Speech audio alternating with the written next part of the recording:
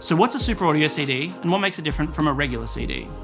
They both store digital files, they're both optical media, and they both use zeros and ones, but they don't speak the same language. In the same way that, say, English and French use the same alphabet, but we can't understand each other. CDs came first, and in 1982 when they were released, there was an agreed upon standard that all manufacturers of CDs and CD players would adhere to. This agreement dictated that we would use pulse width modulation with a sample rate of 44.1 kHz and a bit depth of 16-bit. At the time, this was really high quality. Problem, since this agreement, we've had huge advancements in technology that have made a higher quality possible.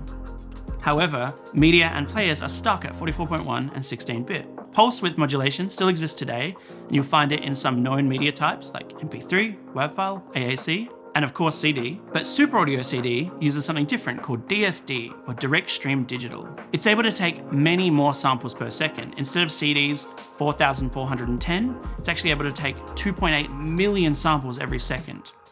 But it's able to do this because the bit depth is much smaller.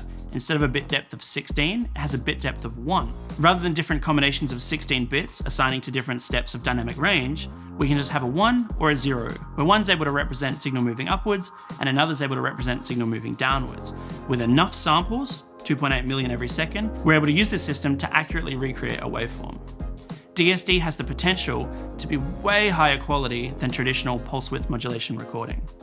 However, it's not as accessible. It's available in Super Audio CD, and it's available in some specialized recording software. Depending on the quality of the source material, Super Audio CD has the potential to sound much better than traditional CDs, where traditional CDs are stuck at 16 bits of dynamic range with its 44,100 samples every second. If the source material was either a high-resolution pulse width modulation file, or a high-resolution analog recording, a DSD file with its 2.8 million samples every second should have a much higher fidelity than traditional digital files. CD has the advantage of compatibility.